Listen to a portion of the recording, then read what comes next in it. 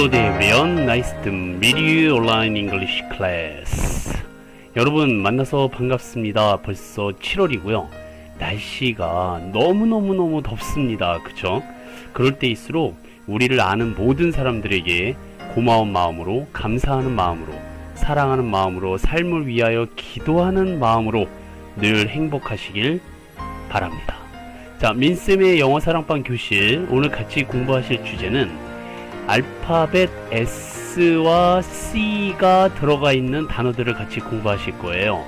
S 다음에 C가 오게 되면은 쌍시옷 소리만 읽으시면 되는데, 결국엔 알파벳 C가 묵음 처리가 된다라는 규칙을 같이 공부하실 거예요. S 다음에 C가 오게 되면 C는 읽지 않습니다. 그리고 앞에 있는 S를 강하게 스 이런 쌍시옷 발음으로 읽으시는 연습을 하실 거예요. S 다음에 C가 오면 C는 읽지 않고요. 앞에 있는 S는 쌍시옷 소리를 내서 발음을 내주시면 되겠습니다. 단어들을 하나씩 보시면서 같이 설명을 드릴게요. 자, SC가 들어간 첫 번째 단어를 소개시켜 드립니다. 여기 보시면 S 다음에 C가 빨간색으로 되어 있는 게 보이실 거예요. 그러면 C는 읽지 않아요. 그리고 앞에 있는 S를 스라는 쌍시옷 발음으로 읽으시면 될 것 같아요. 그러면 SC를 스라고 읽으신다면 뒤에 있는 I, E, N, C, E를 처리하시면 되겠죠. 그러면 마지막에 있는 E도 읽지 않으니까 앞에 있는 I, E, N, C만 읽으시면 돼요. 그럼 어떻게 읽게 되시냐면 S와 I를, SCI를 합쳐서 싸이라고 읽으시고요. E, N, C, E를 언스라고 읽으시면 여러분들이 잘 알고 있는 발음이 됩니다. 자, 따라 읽어볼까요? Science, Science. 네, Science의 뜻은 과학이라는 뜻이죠. 과학이라는 것은 자연에서 벌어지는 많은 현상들을 알아내고 인식하기 위한 학문을 science라고 한다는 것 알고 계실 거예요. 네, 우리가 모르는 모든 현상들을 science에서 연구하고 발견하고, 네, 그리고 그 이유를 설명하고 있죠. 자, 이러한 science를 연구하는 사람들을 뭐라고 그럴까요? 네, 과학자라고 하죠. 과학자를 영어로 이렇게 과학자를 영어로 SCIEN 다음에 science의 CE를 빼버리고요.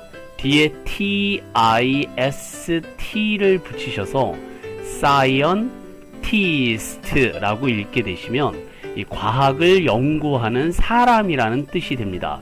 그래서 우리말로는 과학자가 되겠죠. 자, 읽어보실까요? scientist, scientist. 네, 과학자입니다.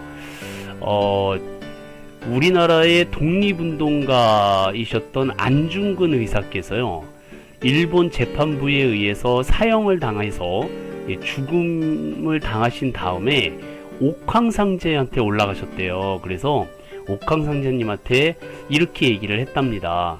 옥황상제님, 어찌하여 대한민국에는 훌륭한 과학자 한 사람이 없습니까? 그러니까 이 일본 놈들이 우리나라를 침략해서 식민지로 만들었지 않습니까? 우리나라에 훌륭한 과학자 좀 보내주십시오 라고 그랬더니요, 옥황상제가 보니까 좀 딱하거든요. 네, 그래서 우리나라에 훌륭한 과학자 5명을 보내주셨대요. 네, 에디슨, 천재 과학자죠. 알베르트 아인슈타인, 네, 아주 유명한 수학 천재입니다. 아이작 뉴턴은 이제 중력, 만유인력을 개발한 대단한 과학자고요. 갈릴레오 갈릴레이라는 사람은 지구가 둥글다라고 주장한 사이언티스트였죠. 그 다음에 여성분들 중에서는 원자폭탄의 원료 중에 하나인 라듐이라는 원소를 발견하고 개발한 퀴리 부인이라는 어마어마한 사이언티스트가 있었습니다.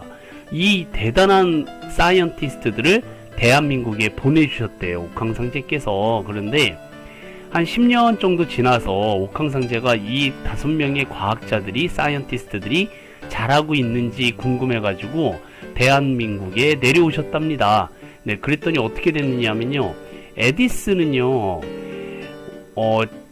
엄청나게 특허를 낼 만한 발명품을 많이 만들었음에도 불구하고 대한민국에서는 이분이 초등학교밖에 졸업을 못 하셨걸랑요.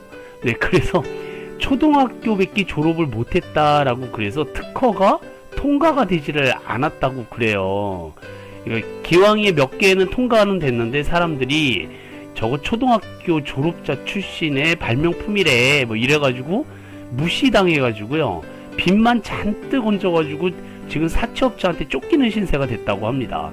자, 알베르트 아인슈타인은 굉장한 천재 수학자잖아요. 그런데 수학만 너무 잘해가지고요, 다른 과목에서 낙제를 면치를 못해서 아직도 고등학교 졸업장이 없다고 그래가지고 취업도 못하고 집에서 놀고 있다고 합니다. 자, 만유인력을 발견한 아이작 뉴턴은요, 정말 똑똑한 사람이에요. 그래서 우리나라에서요, 대학원까지 진학했다고 합니다. 네, 그래서 졸업 논문을 어마어마한 거를 냈는데 이 사람의 글이 너무너무 어려워가지고요, 우리나라 대학 교수들이 아무도 이 사람의 글을 이해하는 사람이 없어서 졸업 논문을 통과시키지 못한 덕분에 학위를 따지를 못해가지고요, 취업이 안 돼가지고 지금 마포구청에서 공공근로를 시작했다고 합니다. 자, 갈릴레오는요, 당시에 지구가 네모나다고 생각했었던 시대였는데 이 사람이 지구가 둥글다라고 얘기를 한 거예요. 굉장히 반항기가 있었죠. 한국에 오니까 한국의 과학들이, 사이언스가 너무 엉망이더라 이겁니다. 그래가지고 이건 안 된다, 저건 안 된다 그래가지고요, 하도 비판적인 그런 글을, 네, 이 사람의 논문에 너무 한국 과학계의 잘못된 점을 비판을 많이 해가지고요, 연구비 지원이 끊겨가지고 지금은, 네, 실직자 신세로 지금 아무것도 안 하고 있다고 합니다. 퀴리 부인 같은 경우는요, 원자폭탄의 원료가 되는 라듐을 발견한 사람인데, 이 퀴리 부인은요, 대학을 졸업하고 취직하려고 했는데 얼굴도 평범하고 키도 작고 몸매도 안 된다고 취직이 안 돼가지고요, 집에서 선이나 봐 라고 구박받고 있으면서 아무것도 못하고 있다고 합니다. 자, 이게 바로 우리나라의 사이언스의 현실이에요. 그래서 우리가 왜 과학이 발달되지 못하는지, 그런 아픈 현실을 이해할 수밖에 없는 그런 우스갯소리가 되겠습니다. 자, 우리가 공부하고 있는 단어는 SCIENCE, S 다음에 C가 오면 C는 묵음이고 S는 쌍시옷 소리를 낸다. 그래서 사이언스가 첫 번째 단어였습니다. 자, 두 번째 SC가 들어가 있는 두 번째 단어는, 네, S 다음에 C는 묵음이라고 그랬고요, S는 쌍시옷 소리가 난다라고 그랬어요. 그 다음에 ENE로 끝났어요. 마지막 E는 읽지 않고요, E로 끝난 단어 앞에 있는 알파벳은 이 알파벳 이름 그대로 발음해준다. 기억나시나요? 네, E로 끝난 단어의 앞에 있는 모음은 알파벳 이름 그대로 불러줍니다. 이 알파벳이 뭘까요? 네, E잖아요. E. 그러면 S 다음에 C는 읽지 않으니까 그 다음에 S는 쌍시옷으로 읽어야 되고 뒤에 있는 E는 그대로 E라고 읽으셔야 되기 때문에, 네, C가 됩니다. C. 그리고 마지막 E는 읽지 않고 앞에 있는 N은 받침 니은으로 들어가서, 네, 씬이 되겠습니다. 자, 읽어보실까요? 씬. 네, 씬이라는 것은 많이 아실 거예요. 영화나 연극, 책 등에 나오는 장면, 광경, 상황 같은 걸로 얘기를 하죠. 이렇게 장면마다 컷 하는 것들 있잖아요. 한 장면 한 장면을 씬이라고 하고, 네, 그 씬을 딱딱 자르는 것을 커트라고 얘기를 하는 거예요. 우리가 이 씬이라고 얘기를 할 때 보통 엔딩 씬 이런 말 들어보셨을 거예요. 마지막에 나오는 장면, 그 다음에 우리가 잘 알고 있는 야한 배드 씬, 그쵸? 네, 침대잖아요. 그러니까 배드 씬. 네, 그 다음에 유튜브 툰 액션 씬, 네, 이렇게 한국말로 씬을 많이 씁니다. 그러니까 씬이라는 단어를 한국말처럼 쓰고 있으니 우리도 잘 영어 단어로 알고 있어야 되겠죠. 그래서, 네, 액션 씬 할 때, 배드 씬 할 때, 엔딩 씬 할 때, 씬이라는 뜻이 우리말로는 장면이나 광경, 상황의 뜻을 나타낸다. 네, 그래서 S 다음에 C가 오는 두 번째 단어, 씬에서도 S 다음에 C는 읽지 않고 앞에 있는 s는 쌍시옷 소리를 내는 그런 단어였습니다. 읽어보실까요? sin, sin, sin. 네, 이 단어를 잘 기억해 두세요. 한국말로도 많이 쓰이는 단어니까. 자, 세 번째 단어 보시겠습니다. scenario로 끝났어요.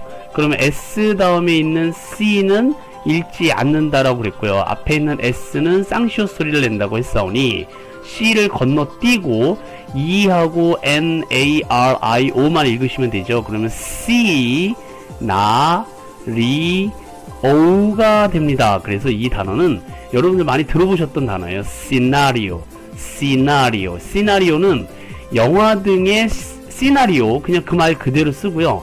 각본 같은 거를 얘기를 합니다. 영화 상영을 전제로 해서요, 극적인 사건을 대사나 지문, 해설을 통해 표현한 문학의 한 갈래가 바로 시나리오입니다.